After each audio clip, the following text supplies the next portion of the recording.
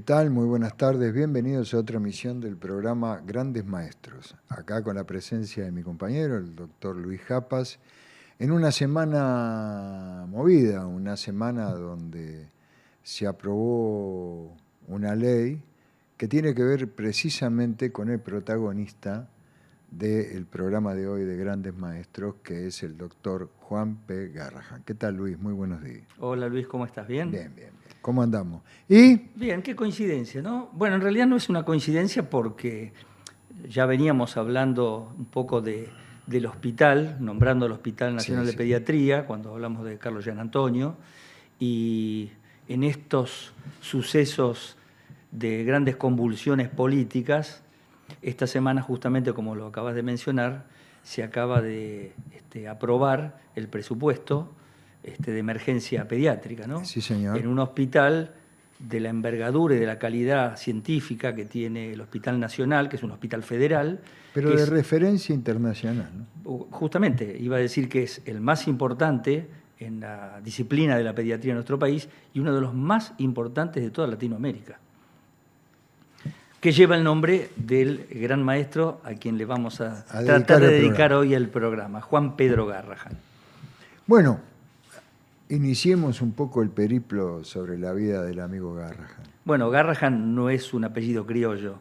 No. En realidad, el padre de Garrahan, Juan Garrahan, nació en Luján y fue el primer juez de paz del entonces partido de General Rodríguez, que todavía no tenía una ley orgánica, no era municipio. Claro, no era municipio. Entonces él se desempeñó como juez de paz. Fue el primer juez de paz de General Rodríguez.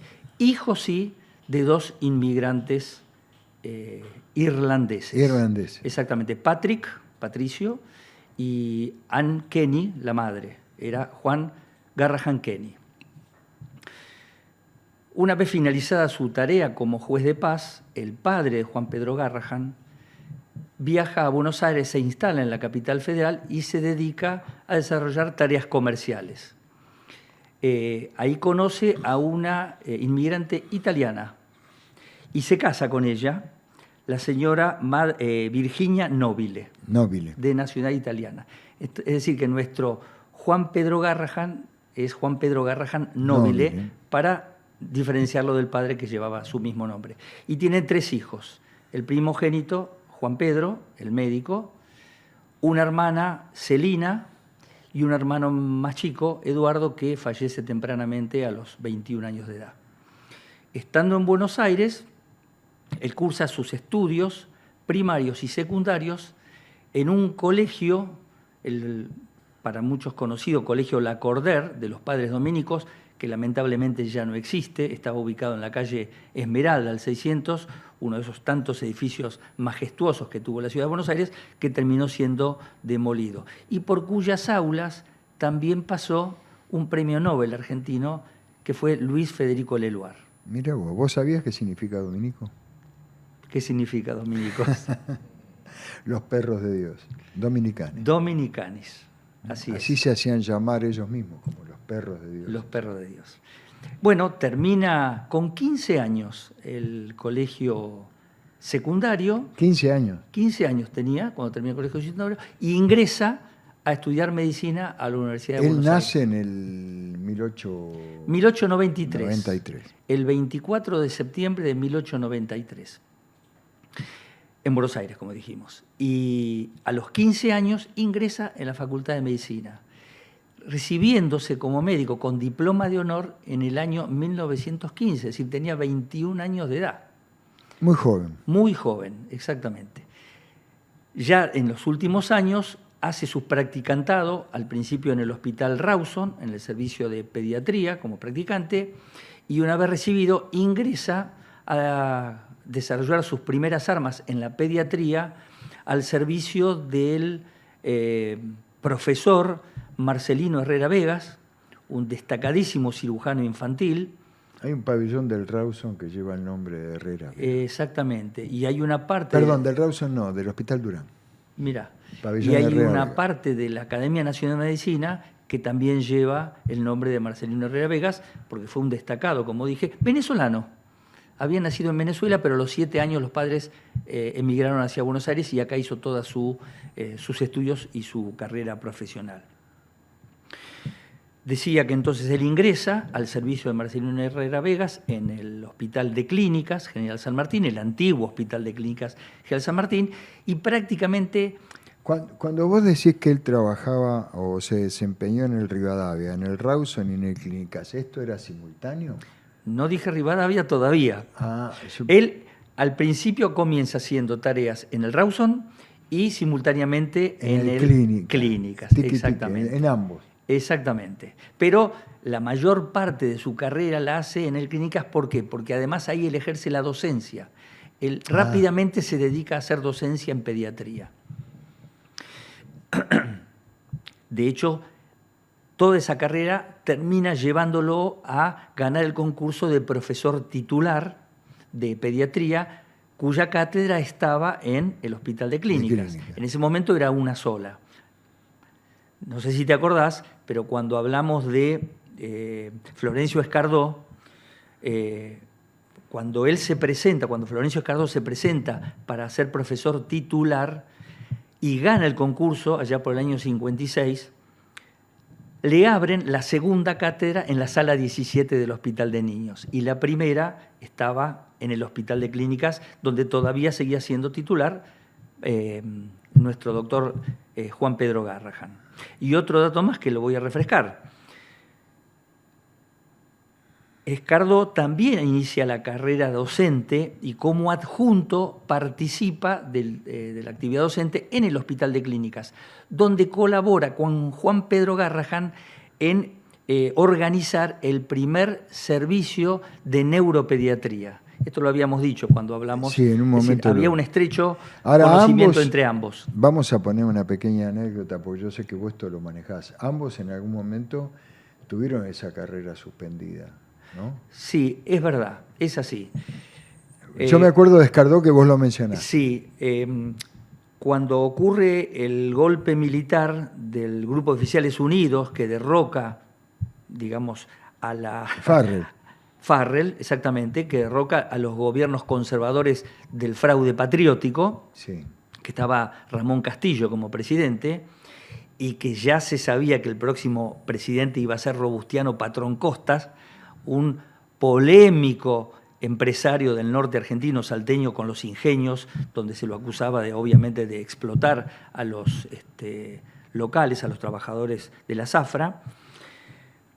En ese momento, la universidad, si bien se tildaba de reformista, estaba prácticamente copada por el conservadurismo. Entonces era un reformismo relativo, porque era una élite la que manejaba el ingreso a la universidad y no, estaban con la misma filosofía que en el año 18 se había comenzado con la reforma universitaria en Córdoba, donde se unieron los estudiantes con los obreros. Justamente lo que querían era que los hijos de obreros pudieran ingresar a la universidad. Bueno, esto durante la época de la década infame no pasó. Y el gobierno de Farrell deja cesante a muchísimos docentes de la Universidad de Buenos Aires, de la Facultad de Medicina, y tanto Escardó como Juan Pedro Garrahan decidieron abandonar la cátedra, digamos, en solidaridad con algunos colegas que habían quedado cesantes. Una vez que cae el gobierno de Perón, en el 56, muchos de ellos vuelven a la Universidad de Buenos Aires. Y recordarás que cuando yo hablé de Escardó, algo similar pasó en la década, en el gobierno militar, de Onganía, que intervino la universidad y ahí Escardó no renunció.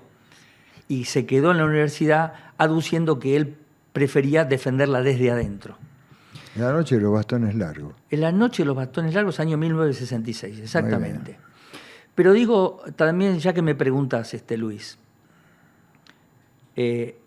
para no faltar a la verdad, la gente que fue dejada cesante durante el golpe militar, el gobierno del golpe militar de Farrell, que fueron 240 docentes, es lo que está comprobado. Muchos de ellos, que habían sido cesanteados, fueron reincorporados después de la asunción del gobierno democrático de Perón. E incluso se les pagaron los meses que habían quedado cesantes. Posteriormente, muchos de ellos, entre los cuales se encontraba Bernardo Husay, fue jubilado por edad. Y en realidad, si bien se le dice a Perón, o se le dice al gobierno de Perón, que fue contrario a la reforma universitaria, sin embargo, todas las medidas que él llevó adelante durante su gobierno fueron para favorecer los mismos principios que en el año 18 habían fundamentado la reforma universitaria. ¿Cuál era? La gratuidad que la puso en práctica el gobierno de Perón. Se multiplicó por 7 el presupuesto universitario, respetando lo que establecía el estatuto, que el 75% del dinero estaba dedicado a pagar a los docentes. Se crearon becas para los estudiantes de bajos recursos. Se eliminó el examen de ingreso. Se creó otra universidad. Se creó otra universidad. La Universidad Tecnológica Nacional, exactamente, muy bien. Se creó durante ese gobierno la Comisión Nacional de Energía Atómica. Sí, señor. Y se creó el Consejo de Investigaciones Científicas y Técnicas, que fue el precursor del CONICET. Que hoy también, estos días estuvo durante toda esta semana en una maratón en lucha para que se reconozcan sus derechos y estuvieron haciendo una serie de medidas, de movimientos y declaraciones por el tema de la caída de los salarios en el mismo y el abandono. Sí, sí. Bueno, digamos, siempre decimos, no hay nada nuevo bajo el sol. No. Y en realidad, gran parte de los profesores que habían quedado en la universidad, que venían de la época conservadora, de la década infame, hicieron la guerra desde adentro de la universidad contra el gobierno democrático. Muy influenciados, mal que me pese, por la Iglesia Católica, conservadora, nacionalista. Nacionalista, por supuesto. Bueno, pero era se mezclaba la política también. Y se mezclaba la política porque la Iglesia en ese momento respondía precisamente a los intereses, digamos, de la oligarquía. Sin ninguna duda. Un país agroexportador. Y esa misma oligarquía conservadora era la que le tildaba con el mote de nacionalista, fascista, al gobierno. ¿Por qué? Porque se mantenía la declaración de neutralidad del gobierno argentino en la guerra de la Segunda Guerra Mundial. Pero algo que no fue un invento del gobierno de Perón. No. Ya en el 18, con la Primera Guerra Mundial, el gobierno radical de Hipólito Yrigoyen fue el que sentó las bases de la neutralidad frente a la guerra. Igual nada de esto que vos estás contando no es nada, tiene mucho que ver con las cosas que uno ve hoy, ¿no? Todo tiene mucho que ver. Hoy vemos un modelo, no es para que analicemos en este programa, pero hoy vemos cuestiones que parecían haber sido superadas y parecían haber sido ya dejadas en el tiempo, que se reflota esto de los modelos que estamos hablando. Sí. Una preguntita. Garrahan también fue cesanteado. Él renuncia, no es cesanteado. Él renuncia. Él se aleja, igual que Escardó. Él se aleja. Y cuando cae el segundo gobierno de Perón... Yo estaba convencido que habían sido cesantes y luego habían sido... incluso cuando les ofrecen reincorporarse, ellos habían declinado la posibilidad de reincorporarse y esperaron, digamos, hasta el 56, que cuando le dieron la oportunidad de volvieron. Exactamente, así es. Muy bien. Pero en realidad los dos se alejan, un poco en solidaridad con los colegas que habían sido Contame cesanteados. antes... Pero perdóname, porque si no parece que quedamos descolgados. Tengamos en claro y en cuenta que en aquella época los médicos, no estoy hablando ni de Escardó ni de Garrahan, sino en general, constituían una élite social. El médico tenía una profesión liberal. Escúchame una cosa, vamos a ser honestos. Uno iba a cualquier pueblo, cualquier pueblo del interior, pueblo como Lobos, por ejemplo, y los personajes más importantes eran el comisario, el director de la escuela, el cura, el juez de paz y el médico. Y el médico. O sea, dentro, incluso muchos de ellos fueron perdiendo ese valor, como los docentes que antes tenían un valor y que luego, bueno, eso se fue como degradando. Sí. Y creo que en los médicos también se fue degradando ese rol que se cumplía en la sociedad. Sin embargo, lo hemos dicho... Pero, perdón, lo termino, pero no creo que tenga que ver con su función. Creo que tiene que ver cómo se fueron degradando todos los valores de la sociedad. Sin duda. Cómo se fue degradando el valor de la iglesia, cómo se fue degradando el valor de la justicia o de la ley, o cómo se fue... Yo creo que todos esos valores fueron perdiendo importancia. Al perder importancia también perdieron importancia quienes lo ejercían. Sí. Pero en algún momento eran las fuerzas vivas. Sí. O sea, convengamos que esto que vos me estás diciendo, de que formaban parte de la élite, no fue hasta hace mucho. Y yo soy un tipo convencido de que en el fondo siguen siendo parte de esa élite.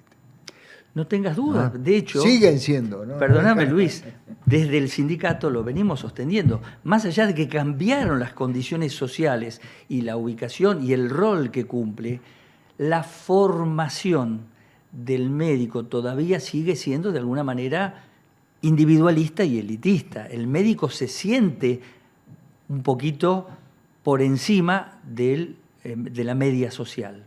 Eso es así. Fíjate si hoy todavía lo padecemos, donde los médicos en general no se reconocen como trabajadores y no ven todavía en su inmensa mayoría con buenos ojos el hecho de una organización gremial sindical como la nuestra. Esto te lo voy a decir desde lo personal. Uno ve esta metamorfosis, sobre todo cuando uno tiene hijos o hijas que están estudiando medicina. Mira qué buen dato. Cuando llegan a determinar, y uno que ya las tiene medianamente avanzadas, uno va viendo cómo se va dando. Yo no sé si tiene que ver con el nivel de estrés que exige la carrera, porque después de eso te quiero hacer una pregunta sobre el final. Pero el nivel de estrés que le exige la carrera, el nivel de exigencia que le exige la carrera, convengamos que no es una carrera fácil, uno reconoce que los ve llorar, quejarse, estresarse. Uno sabe que hay todo un sacrificio, pero también uno va viendo cómo se va dando, cómo va forjándose esto que vos estás diciendo. Esto que vos estás diciendo no aparece de la nada. Sí. Aparece en el mismo traslado, en la misma formación. Está como incorporado en la información, en la formación del médico. Bueno, imagínate década del 30, década del 40. Mucho peor. Entonces, ¿cómo iban a estar en su inmensa mayoría los docentes y muchos médicos de una élite social a favor de que el hijo del obrero ingresara gratuitamente a la universidad pública? Hay que ubicarse en esa época. Lo entiendo, pero vos pensás que eso también es una raíz que está dando vuelta, donde otros también en algún momento pudieron haber planteado cómo van a ir de vacaciones hasta el mismo lugar que voy yo, cómo van a tener el mismo iPhone que tengo yo, porque esto tiene que ver con la defensa de las clases sociales, digamos, claro. Que no es motivo de nuestro análisis, pero a lo que va es que no podemos menos que al hacer la comparación con el contexto de la época, que vos bien la estás describiendo porque lo describís perfectamente bien, es un poco... En ese momento quizá más acervado, ¿no? Mucho más marcado. Sí. Un dato más, hablando de la universidad, durante ese periodo, y después volvemos, pobre a Juan Pedro. Pero antes de que volvamos, da el dato y antes que volvamos tienen que hacerse el café. Hablando de la reforma universitaria que realmente se ejerció, hechos, no palabras, durante el gobierno, los dos gobiernos de Perón, el número de estudiantes en la Universidad de Buenos Aires se triplicó. Cuando él llega al gobierno había unos 51.000 estudiantes. Cuando él dejó el gobierno había casi 150.000 estudiantes. El número más alto de estudiantes en una universidad pública en toda América Latina. Yo ahora lo que te voy a pedir, que tomemos 2 minutos, y ustedes también, tómense 2 minutitos, prepárense un cafecito, y hacemos una breve, pero muy breve tanda, porque acá lo tenemos al mago del tablero que está del otro lado, haciéndonos señas que tenemos que ir a la pausa. Ya volvemos.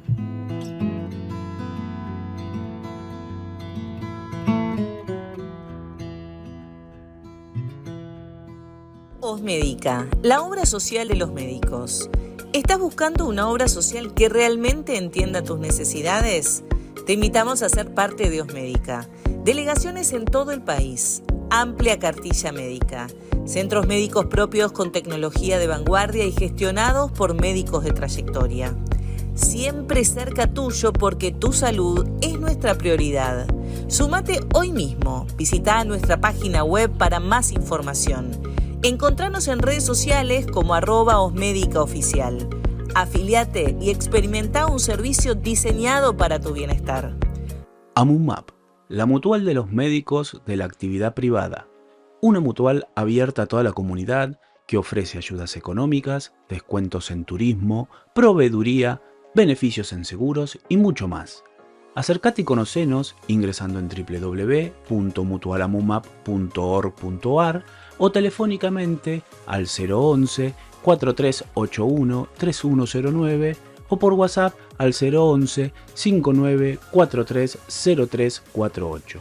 Seguinos en nuestras redes sociales, Instagram @amumapmutual o por Facebook @amumap. Asociate a nuestra mutual. FEMédica, medicina hecha por médicos. Cartilla con libre elección de profesionales, los más importantes centros de diagnóstico y tratamiento, cobertura odontológica en urgencias y tratamientos, internación, cirugías y terapia intensiva, urgencias clínicas y psiquiátricas, atención domiciliaria, descuentos del 40, 70 y hasta el 100% en medicaciones según el requerimiento. Contamos con nuestros propios consultorios y todas las especialidades requeridas. 0800 333 3308.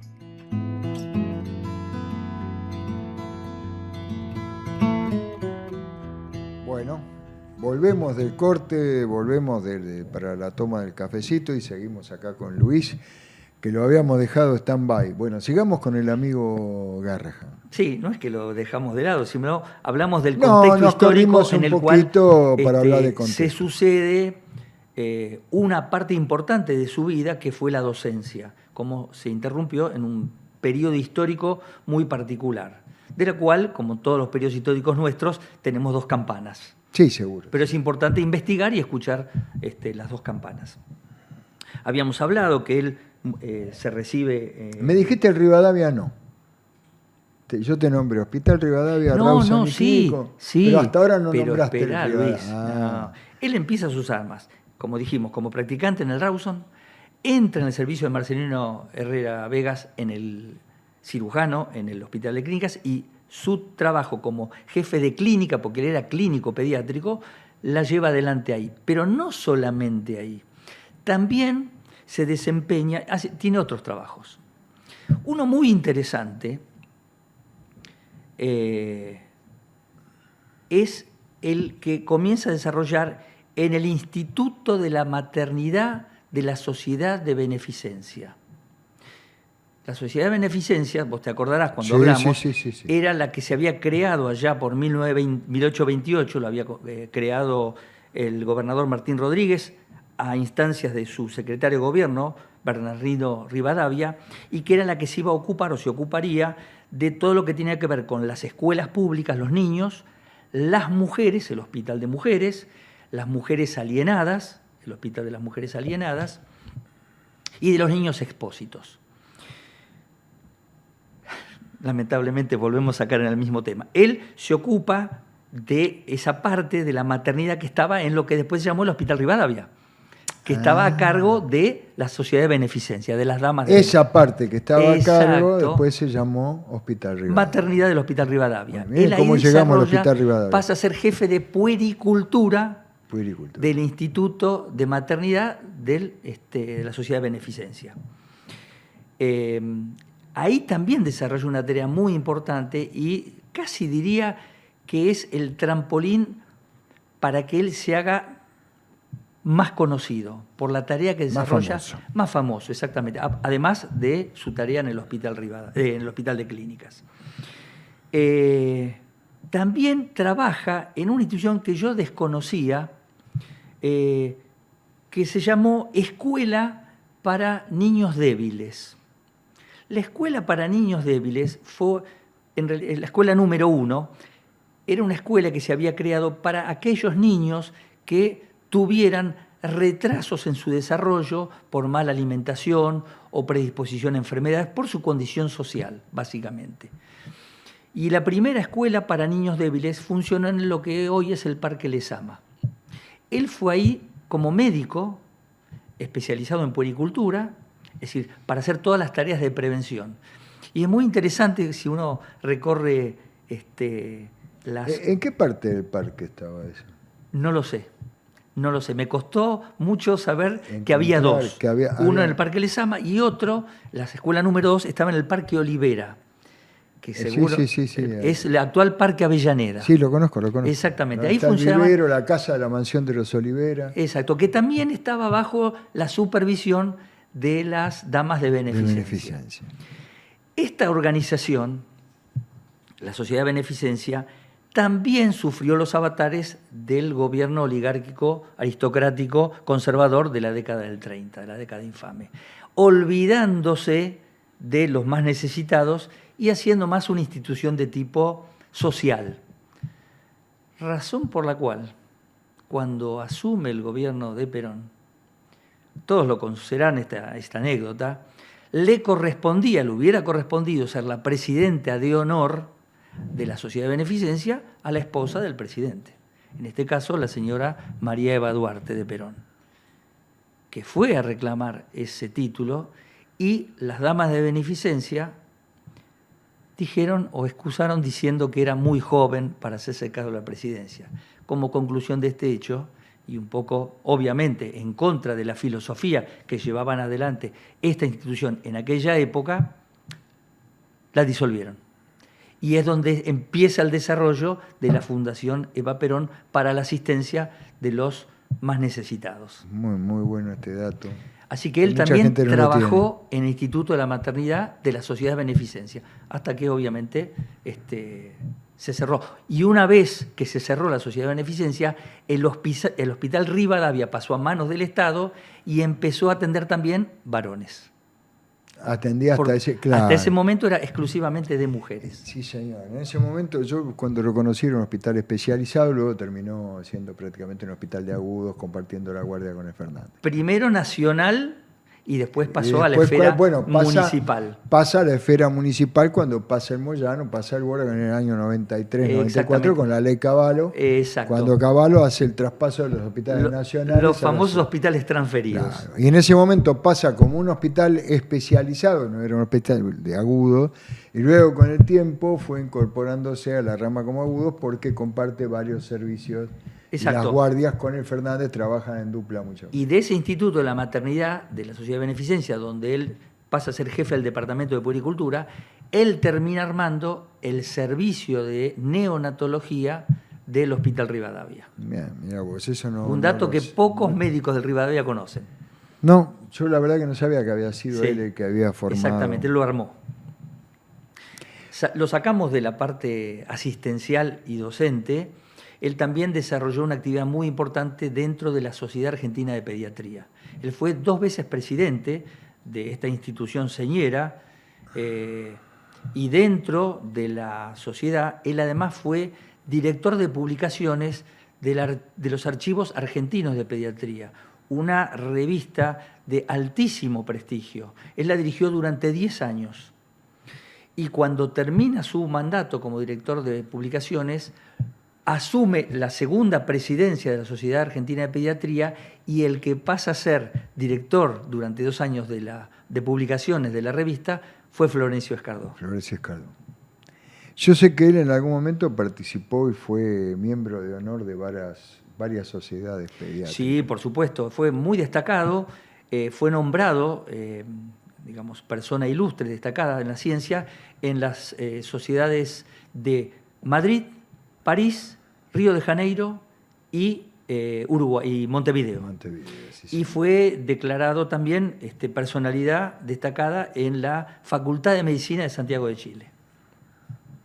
Sí, había todo un reconocimiento internacional sobre eso. Sí, vos sabés que él escribió varios libros, trabajos científicos muchísimos. Yo por lo menos leí 13 títulos.